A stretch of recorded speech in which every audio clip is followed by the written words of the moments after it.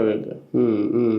కానీ ఒక అనైతిక ప్రవర్తన చూడాల్సి వచ్చిందా సభలో విపక్షాలకు అంటే సంబంధించి అదేం ప్రజలు? అనైతిక ప్రవర్తన అన్న కానీ ఒక అనైతిక ప్రవర్తన ప్రపంచం ముందున చెయ్యాలనుకున్న దాన్ని ఆపారు ఓ రకంగా.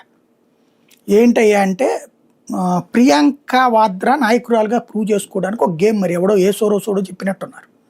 నరేంద్ర మోడీ చుట్టూ ఓ 10 మంది మహిళా ఎంపీలు పెట్టి వాళ్ళ చేత ఏ ఇంకు పోయించడము, ఏ అంటే అవమానిస్తారు, అవమానించడం, అవమానించేలా చేసి అంటే అంటే ఫిజికల్ గా దాడి జరగకపోయినా ఇలాంటి ఏదో చేస్తారు. చేయాలనే కుట్ర అయితే జరిగింది. అట్లాంటిది చేయడానికి ప్రయత్నిస్తున్న విషయం తెలిసి మీరు రావద్దని చెప్పాడు ఓం బిర్లా. ఓం బిర్లా, అవును. అది జరిగింది అక్కడ. కానీ ఇక్కడ ఒకటి ఆయన అవమానించడం కోసం ఒక కుట్ర పన్ను ఉండొచ్చు. అదే నేపథ్యంలో ఒక దళిత రాష్ట్రపతిని కూడా అవమానించినట్టు జరిగింది. అంటే అయ్యి కౌంట్ కాదంటే దళితుడుని కాబట్టేనే అవమానించలేదు.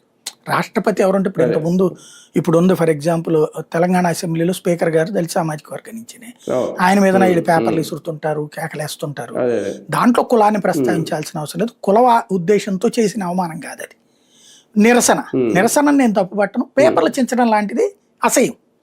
నువ్వు నీ నిరసన అనేటటువంటిది ఉపన్యాసంలో చెప్పాలి, లేదంటే గనక నువ్వు బిల్లుల చర్చల్లో చెప్పాలి, బాయ్కాట్ చేయొచ్చు, వాకౌట్ చేయొచ్చు. అలా కాకుండా పేపర్లు చించేసడము, బల్లలు ఎక్కడము,